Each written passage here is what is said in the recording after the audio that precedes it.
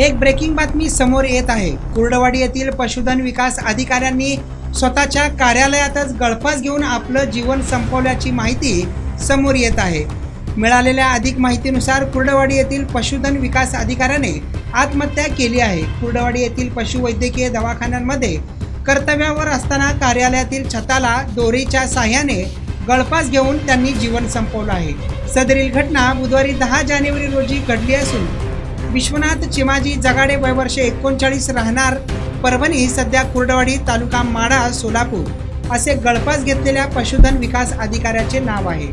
याबाबत पोलिसांकडून मिळालेली माहिती की पशुधन विकास अधिकारी विश्वनाथ जगाडे हे मूळचे परभणी येथील असून कुर्डवाडी येथे गेल्या 2 वर्षांपासून पशुधन विकास अधिकारी म्हणून कार्यरत होते। बुधवारी त्यांनी कार्यरत असलेल्या पशुवैद्यकीय दवाखान्यात कार्यालयातील छताच्या लाकडी वाशाला दोरीच्या साहाय्याने गळफास घेऊन त्यांनी आत्महत्या केली। सदर घटनेची माहिती सायंकाळी मिळताच परिसरातील शासकीय व खासगी पशुवैद्यांनी ग्रामीण रुग्णालयात गर्दी केली होती।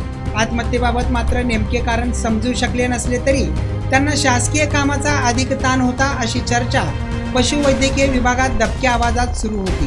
गुरुवारी सकाळी सोलापूर जिल्हा परिषदेचे जिल्हा पशुधन विकास अधिकारी डॉक्टर नवनाथ नरळे यांनी भेट देऊन कुटुंबांचे सांत्वन केले आहे। कुर्डवाडी येथील ग्रामीण रुग्णालयात शवविच्छेदन करून सदर मृतदेह नातेवाईकांच्या ताब्यात देण्यात आला असून त्यांच्या पश्चात आई, वडील, पत्नी, एक मुलगा असा परिवार असल्याची माहिती समोर येत आहे। इम्रान सगरी, लोकप्रधान न्यूज, कुर्डवाडी।